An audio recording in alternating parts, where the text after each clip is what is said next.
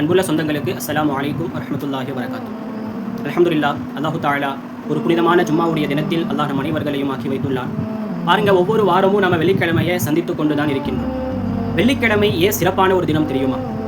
இன்னைக்கு மற்ற நாட்களை விட இன்னைக்கு நம்முடைய நடைமுறைகள் வெள்ளிக்கிழமை வந்தாலே கொஞ்சம் சுறுசுறுப்பாக, வெள்ளிக்கிழமை என்றாலே நம்ம என்ன செய்யணும், மஸ்ஜிதுக்கு போகணும், தொழுகைக்கு போக வேண்டும் என்பதாக சொல்லி ஏன் ஜும்மாவுடைய நாளில் மட்டும் நம்ம அதை ஒரு சந்தோஷமாக மகிழ்ச்சியாக நம்ம ஏன் பார்க்குறோம் தெரியுமா? ஏன் அல்லாஹு தஆலா ஜும்மாவுடைய தினத்தை சிறப்பிற்குரிய தினமாக, அது ஒரு மகிழ்ச்சிக்குரிய பிரபல்யமான ஒரு தினமாக அல்லாஹ் ஏன் ஆக்கினா தெரியுமா? ஏன்னு சொன்னால், நம்முடைய பாவா நபி ஆதம் அலைஹிஸ்ஸலாத்து வஸ்ஸலாம் அவர்கள் என்ன செஞ்சாங்க? இந்த ஜும்மாவுடைய தினத்தில் தான் அவர்கள் படைக்கப்பட்டார்கள். சரிங்களா? இந்த ஜும்மாவுடைய தினத்தில் தான் அவர்கள் படைக்கப்பட்டார்கள், நம்முடைய பாவா ஆதம் அலைஹிஸ்ஸலாம்.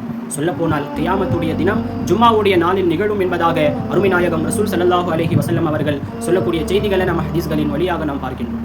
அப்போ அல்லாஹ்வின் நல்லடியார்களே, ஜும்மாவுடைய அப்படிப்பட்ட ஒரு சிறப்பான ஒரு தினத்தில் இன்னைக்கு நம்ம ஜும்மாவுடைய தொழுகைக்கு நல்ல முறையில் ரெடியாகி குளித்து நறுமணங்களை பூசி நல்ல ஆடைகளை அணிந்து இன்னைக்கு நம்ம எத்தனையோ சிறப்பான விஷயங்களை செஞ்சுட்டு இன்னைக்கு நம்ம மஸ்ஜிதுக்கு போகிறோம். ஆனால் போயிட்டு ஜும்மாவுடைய நன்மைகளை நாம் இழந்து விடுகின்றோம். எப்படி தெரியுமா? அதான் நான் சொல்கிறேன். இன்னைக்கு ஜும்மாவுடைய தொழுகைக்கு நம்ம போய் உட்கார்றோங்க, போய் அமர்கின்றோம். இமாம் ஹுதுபால ஏறிட்டாங்கன்னு சொன்னால் எந்த ஒரு மனிதனும் பேசவே கூடாது.